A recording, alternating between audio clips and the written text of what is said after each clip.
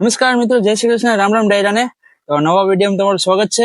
આજે સવારમાં વહેલો ઉઠી અને નાહી ધોઈ અને તૈયાર થઈ અને સવાર પોરમાં વહેલા દુકાન નીકળી જઈએ. ચલો દુકાને જઈએ છીએ. અત્યારે આપણે રસ્તામાં પહોંચી ગયા. આપણે ગાડીની સ્પીડ અત્યારે 36-38 ચાલે છે. અત્યારે ધીરે ધીરે ચાલી જઈને પૂરી જાય. સવાર પોરમાં થોડુંક લેટ પણ થતું હતું દુકાને જવા માટે, તો થોડુંક જઈએ અને બરાબર ધીરે ધીરે જઈએ પણ ધીરે ધીરે પૂરી જશું. ને અત્યારનું સવાર પોરમાં વ્યૂ તમે જોઈ શકો છો, કેવો મસ્ત મસ્ત વ્યૂ છે. સવારના પોરમાં કેવું મસ્ત લોકેશન હોય અને મસ્ત વાદળા પણ હોય, કઈ ઘટે જ નહીં. તમે જોઈ શકો છો કેવો મસ્ત મજાનું લોકેશન છે. તમે જોઈ શકો છો કેવો મસ્ત રોડ છે અને કેવું કઈ ઘટે જ નહીં એવું લોકેશન છે અત્યારે સવારના પોરમાં. સવારના પોરમાં જયારે નીકળે ને ત્યારે માઇન્ડ ફ્રેશ રાખે અને ગાડી ચલાવવાની કઈ એક નંબર મજા આવે છે. જો તમે ટ્રાવેલ કરતા હોય તમને ખબર જ છે, સવારના પોરમાં જે ટ્રાવેલિંગ કરે ને એ મસ્ત મજા જ આવે છે. સવારના પોરમાં બાઇક ચલાવવાની એક નંબર મજા આવે છે. કેવું સવારનું મસ્ત લોકેશન હોય, કેવા સનસેટ હોય, કઈ ઘટે જ નહીં એવો. ને આજે સવારે એવું થયું કે થોડુંક બાઇક ફોલ્ટ બહુ કરે છે. બાઇકમાં થોડુંક બહુ અત્યારે અવાજ બહુ આવે છે. તો વિચાર કરીએ કે દુકાનેથી જઈએ કે ન જઈએ. ચાલો દુકાને આપણે જઈએ તો ખરી, પછી વિચાર કરીએ કઈ રીતની છે કઈ રીતની નહીં. પછી ચાલો પ્લાનિંગ કરીએ આપણે જવા. મિત્રો અત્યારે માંગરો જવાનું થયું છે, કેમ કે મારી ગાડી થોડીક રિપેર કરવાની છે. તો મિત્રો થોડીક અત્યારે ગાડી રિપેર કરાવી આવીએ. અને તમને આજનો વ્લોગ છે ને કેવો લાગ્યો કમેન્ટ કરજો, અને આખો વિડીયો તમે જોજો, મજા આવશે. અને આપણી ગાડી કઈ રીતના રિપેર થાય છે અને શું ફોલ્ટ થયો છે એ પણ તમને ચાલો બતાવીશ.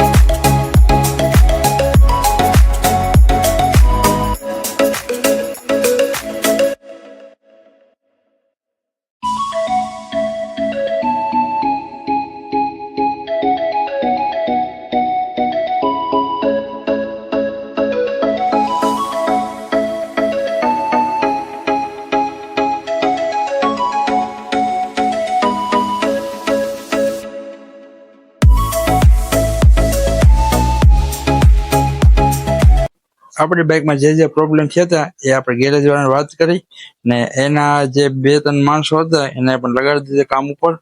તમે જોઈ શકો છો આવી રીતના કામ કરે છે. આ બધું ટેસ્ટિંગ કરે છે કે ભાઈ ક્યાં કઈ રીતના કઈ ફોલ્ટ છે, કઈ રીતના વસ્તુ ફોલ્ટ દેખાય છે. એને 7-8 વર્ષ મને ફોલ્ટ પણ એને કીધો છે ભાઈ તમારા ચેન ચક્કરમાં પ્રોબ્લેમ છે, પછી થોડોક જમ્પમાં પ્રોબ્લેમ છે, થોડોક લાઇટિંગમાં પ્રોબ્લેમ છે, થોડોક પાછળ ટ્યુબ ટાયરમાં થોડોક પ્રોબ્લેમ થઈ ગયો છે.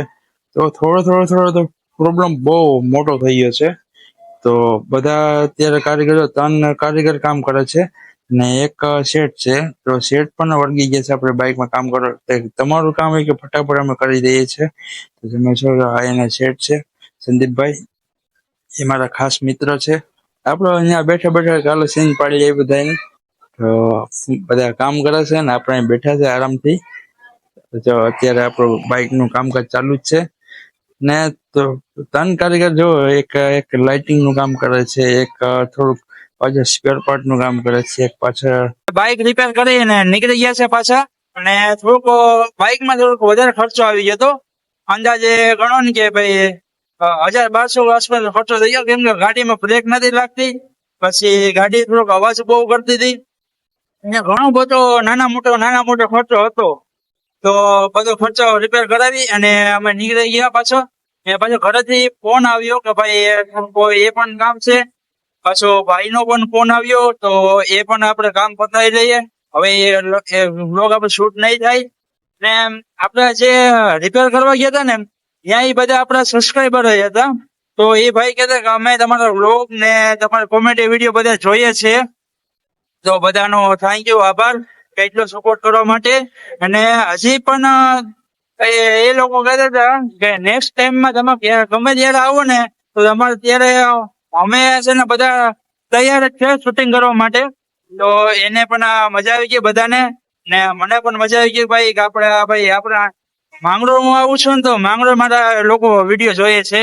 તો બધાના થેન્ક યુ, આભાર બધાનો, ધન્યવાદ. અને ચાલો આપણે વિડીયો એન્ડ કરીએ. ને આપણે ચાલો આપણે જઈએ આપણે ઘરે, ને પછી એના પછી દુકાને જઈએ.